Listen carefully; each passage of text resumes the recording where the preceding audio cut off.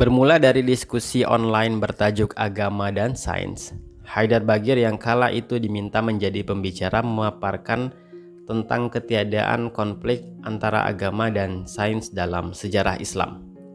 Pemikiran ini ia lemparkan dalam diskusi tersebut untuk menunjukkan bahwa munculnya masyarakat muslim yang menolak saran dari dunia sains, yang dalam hal ini ialah ilmu-ilmu kesehatan dan kedokteran pada saat terjadinya wabah COVID-19 kemarin, itu sejatinya tidak mencerminkan spirit Islam.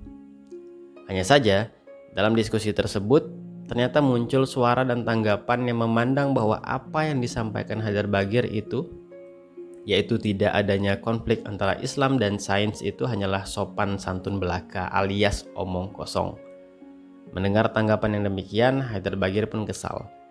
Bukan karena perbedaan pendapat ya, tapi lebih karena dua hal. Pertama, menganggap bahwa sains itu satu-satunya yang benar, sementara yang lain tidak berguna, termasuk agama, itu hanya akan menambah jumlah kelompok-kelompok yang intoleran. Selain itu, pandangan mereka juga menunjukkan sempitnya wawasan mereka terkait relasi antara Islam dan sains. Kedua, kekesalan Haidar Bagir juga disebabkan oleh tanggapan mereka yang dinilai tidak berdasar, miskin data dan miskin analisis. Nah, pasca diskusi tersebut, Haidar Bagir dan Ulil Absar Abdallah yang juga turut berbicara di forum tersebut akhirnya menulis beberapa tulisan terkait hubungan Islam dan sains secara seimbang, fair, dan positif. Tulisan-tulisan dari kedua tokoh tersebut akhirnya dikumpulkan dan jadilah buku yang berjudul Sains Religius dan Agama Saintifik seperti yang ada di video ini.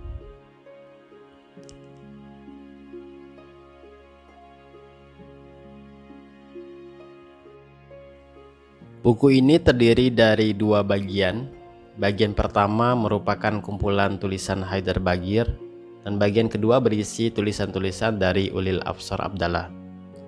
Di bagian pertama dari tulisan-tulisannya Haidar Bagir, kita akan melihat bagaimana Haidar Bagir menunjukkan bahwa sains tidak selalu lebih baik dari filsafat dan agama.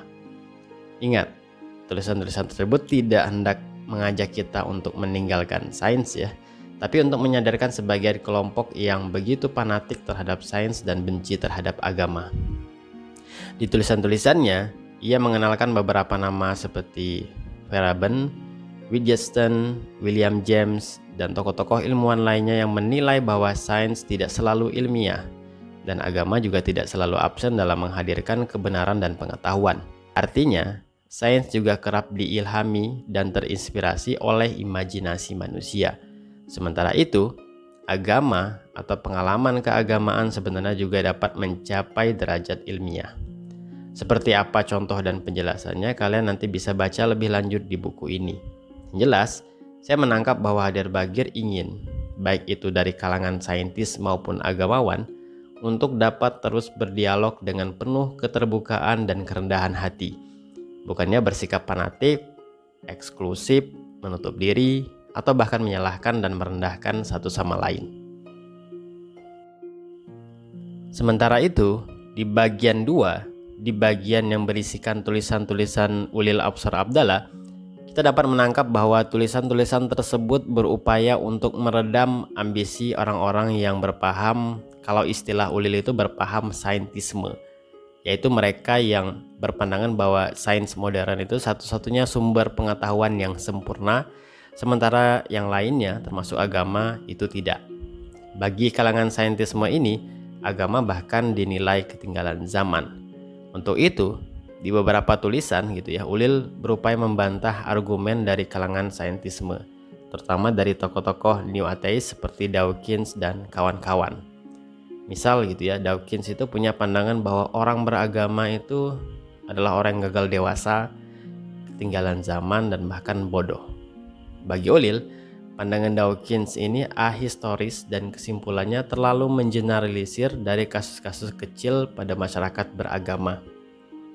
Sebab dalam sejarahnya hingga saat ini bahkan gitu ya, masyarakat beragama itu terutama dalam masyarakat muslim yang dipaparkan oleh Ulil itu sejatinya bertumbuh dewasa. Di Islam sendiri itu ada konsep tajdid atau pembaruan yang akhirnya membuat ia selaras dengan zaman. Tidak hanya itu, agama juga dalam sejarahnya telah menyumbang untuk perkembangan dan kemajuan peradaban. Kekeliruan lainnya dari pandangan Dawkins ialah ia meyakini bahwa sains akan membuat orang-orang meninggalkan agama, dan keyakinan ini terbukti keliru gitu ya. Sebab hari ini cukup banyak orang yang ahli di bidang sains tapi juga tetap kukuh dalam beragama. Alhasil, Ulil berpendapat bahwa agama dan sains itu tidak mengalami pertentangan. Hanya saja, tidak juga semua yang datang dari sains itu bisa diterima. Untuk memfilter apa saja yang bisa diterima dan tidak, dalam hal ini Ulil Absar Abdallah meminjam pandangannya Al-Ghazali, bahwa yang tidak bisa diterima dari filsafat atau sekarang itu ada sains atau ilmu-ilmu lainnya, itu ialah yang terkait persoalan ilahiyat, akidah atau keimanan. Jadi gitu ya, kalau ada pandangan-pandangan yang muncul dari kalangan saintis atau filsuf yang itu tidak sejalan dengan akidah Islam, nah maka hal inilah yang harus ditolak. Misal, kalau di zaman Al-Ghazali itu ada filsuf yang berpendapat bahwa alam itu qadim atau tidak memiliki permulaan sebagaimana Tuhan tidak memiliki permulaan. Nah, pandangan dari filsuf yang sudah menyentuh ranah ilahiyat dan tidak sesuai dengan akidah ini tidak bisa diterima. Akhirnya, seperti yang juga disimpulkan oleh buku ini, kita akan melihat bahwa di satu sisi sains itu punya religiusitasnya sendiri, punya dogma-dogmanya sendiri, punya aturan-aturannya sendiri. Sementara di sisi lain, agama juga tidak sepenuhnya absen dari sifat intelektualitas dan saintifik. Dengan sikap penuh keterbukaan seperti inilah, kita bisa mendapatkan manfaat dari keduanya untuk memandu kita menyusuri jalan menuju kebenaran. Nah, ini pandangan dari kedua penulis yang saya tangkap dari buku ini. Bagaimana menurut kalian? Apakah memang sains dan agama itu punya hubungan yang demikian? Silahkan komen di bawah.